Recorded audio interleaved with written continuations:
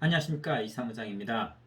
오늘은 지난 15회 영상에서 잠깐 언급해드린 경매 초보자의 유치권 신고 물건 낙찰 실패 사례를 소개해드리고자 합니다. 부동산 경매 사건에서 낙찰받고도 잔금을 치르지 못하고 재경매 나온 사건들을 살펴보면 유치권 신고된 물건이 1위이고 그 뒤를 배당받지 못하는 대항력 있는 임차인 사례가 2위를 하고 있는 듯합니다. 지금부터 설명드릴 사례는 약 10년 전 사건으로 유치권 신고된 구분 상가를 총 3명이 입찰하여 경매 초보자분이 낙찰받았으나 결국 입찰 보증금 1,030만원가량을 포기하고 잔금을 미납한 사례입니다. 경매를 공부한 셈치고 포기하기에는 매우 큰 금액이지요. 10여 년이 지난 지금도 계속 안타까운 사례로 제 기억에 남아 있습니다. 사실 낙찰자분을 어떻게든 찾아서 도와드릴 수도 있었지만 해당 경매 물건 부동산의 임차인분의 사정을 잘 알고 있는 저로서는 차마 도와드릴 수 없는 입장이었습니다. 그럼 자세한 사연을 2010년경 인천시 부평구의 프라자 상가 총 6층 건물에서 일부 구분 상가 15개 호수가 개별 매각 사건으로 각 호수별로 경매 진행 중이었습니다. 당시 제 지인께서 임대 수익이 나올 만한 상가를 의뢰하여 제가 검색하여 3층의 전용면적 약 45평에 구분 상가가 감정가 2억 3,600만원에 나온 것을 2회 유찰되어 약 1억 3,500만원가량에 입찰하여 단독으로 낙찰받았습니다. 이 낙찰 이야기는 따로 말씀드리겠습니다. 경매 법정에서 일찌감치 기일 입찰표를 넣어놓고 대기하는 중에 입찰한 상가의 다른 층에서 학원을 운영하고 계시는 임차인 겸 유치권 신고자분이 저에게 질문을 해와서 우연치 않게 잘 알게 되었습니다.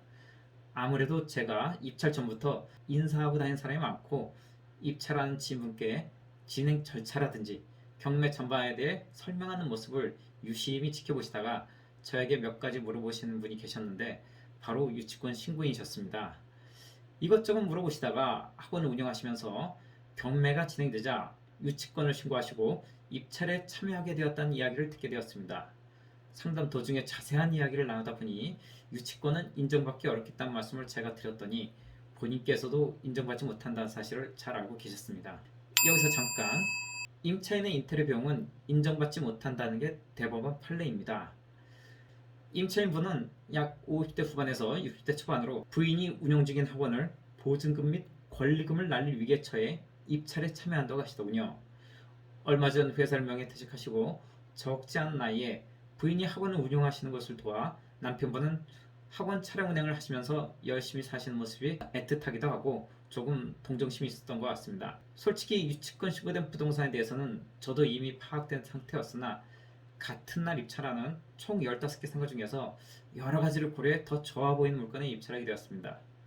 저희가 입찰한 물건은 제 예상대로 단독으로 낙찰받아 기분 좋게 영수증을 기다리는 와중에 유치권 신고 상가는 아쉽게도 총 3명 입찰에 임차인분이 2등을 하시면서 낙찰에 실패하시고 씁쓸히 돌아가신 뒷모습을 보면서 안타까운 마음이 들었습니다. 이후 시간이 어느 정도 흐르고 낙찰받은 부동산에 명도 상담을 위해 방문하였다가 다른 층에 그 유치권 신고된 학원 상가의 진행 상황을 살피러 방문해 보았습니다. 그런데 어찌된 일인지 한 여성분이 학원 입구에서 계속 기웃기웃하시면서 눈치를 보시다가 힘들게 문을 열고 들어가시는 모습을 보았습니다. 아, 낙찰자구나.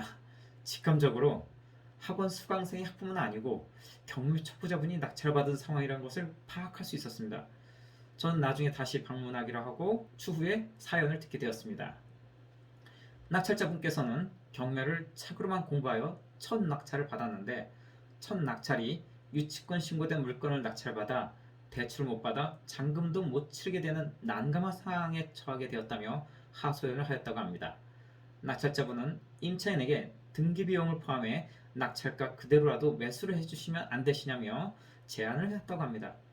경매 공부 후 첫 낙찰이 하필이면 유치권 신고된 물건이라 대출도 안 되고 유치권 해결 능력도 없는 상태이니 매우 안타까운 사연으로 입찰 보증금 약 1,000만 원인데 이 금액을 포기할 상황인 것입니다. 잠시 간략하게 유치권 신고 물건을 살펴보면 감정가는 1억 4,700만 원에 낙찰가는 약 1억 3천만 원이었습니다. 임대차 계약서는 보증금 3천만 원에 월세가 135만 원이 신고된 상태였습니다. 낙찰 후 월세를 120이나 110만 원 정도로 좀 깎아서 계약을 하더라도 이 정도면 매우 좋은 수익률에 상가를 할 수 있겠습니다. 하지만 결국 임차인은 매수 지위를 거절했고 재경매로 진행되었습니다. 이전 낙찰가보다 약 1,400만 원이 저렴한 1억 1,600만 원의 임차인분이 단독으로 낙찰을 받으셨습니다. 유치권이 신고된 데에다가 이전 낙찰자가 잔금을 치르지 않아 재경매 나온 사건이니 모두들 두려워서 아무도 입찰을 하지 않은 것입니다. 이렇게 유치권이 신고되고 재경매 나온 사건이라 하더라도 크게 문제가 되지 않는 물건도 있으니 너무 겁먹으실 필요는 없다는 말씀 드리고 싶습니다. 오히려 이런 물건을 잘 찾으신다면 더 큰 수익률을 올릴 수 있다라고 말씀드린 바입니다. 유치권 신고인인 임차인분은 지난 회차에 1억 1,680만 원을 적었었는데 오히려 80만 원을 절약하게 되었으며 이전 낙찰자의 1억 3천만 원에 매수를 하는 것보다는 1,400만 원을 절약하게 된 것입니다. 자, 여기서 잠깐 재경매 길 이전에 저는 고민을 아주 살짝 했었습니다. 저는 이미 유치권 신고가 인정받기 어렵다는 사실을 파악하고 있었고 임차인으로부터도 인정받지 못한다는 자백을 들은 상태입니다. 이 사건의 입찰을 낙찰받는다면 손쉽게 유치권을 해결하고 대출도 쉽게 승인을 받을 수 있는 상황이었습니다. 제 선택지는 두 개였습니다. 제가 입찰하거나 또는 다른 고객에게 추천해 입찰을 할 수 있었습니다. 또는 낙찰자에게 연락해 유치권 해결 가능하니 제가 근무하고 있는 사무실에 수임을 맡기신다면 대출부터 명도까지 완벽히 해결해 드리겠다며 접근할 수도 있었습니다.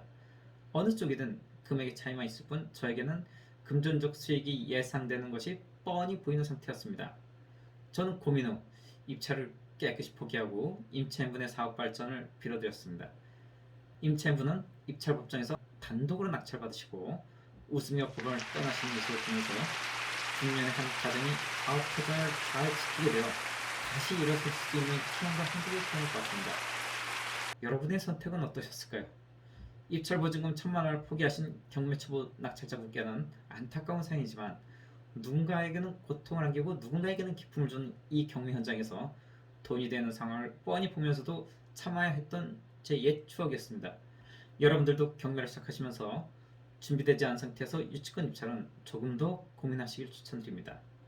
오늘 영상도 도움되시길 바라면서 이 영상 마치겠습니다. 감사합니다.